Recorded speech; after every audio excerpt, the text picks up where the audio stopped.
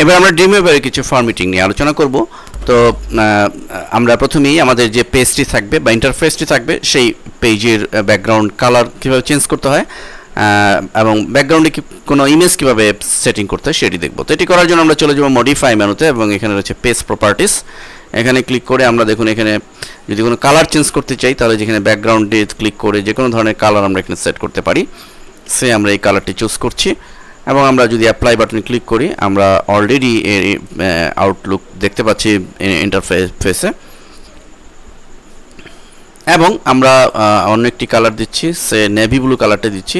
Apply বাটনে click করছি, দেখুন এখন নেভি ব্লু কালার দেওয়াতে আমাদের টেক্সট কিন্তু যদি এরকম ব্ল্যাক থাকতো তাহলে কিন্তু বোঝা যেত না। সেক্ষেত্রে আমরা টেক্সট কালারটি চেঞ্জ করতে পারতাম এটির মাধ্যমে। টেক্সট কালার এখানে ক্লিক করে আমরা হোয়াইট দিয়ে দিলে আমরা অ্যাপ্লাই বাটনে ক্লিক করছি।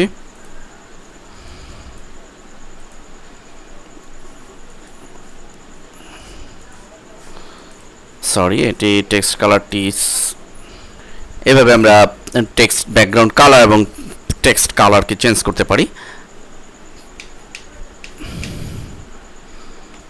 এবার আমরা ব্যাকগ্রাউন্ডে যদি কোনো ইমেজ সেট করতে চাই অর্থাৎ পিকচার সেট করতে চাই তাহলে আমরা একইভাবে পেজ প্রপার্টিসে চলে যাব এবং এখানে দেখুন ব্যাকগ্রাউন্ড ইমেজ এর ব্রাউজ বাটনে ক্লিক করব এবং এখান থেকে আমাদের সিলেক্ট করে দিতে হবে কোন ইমেজটি চাই।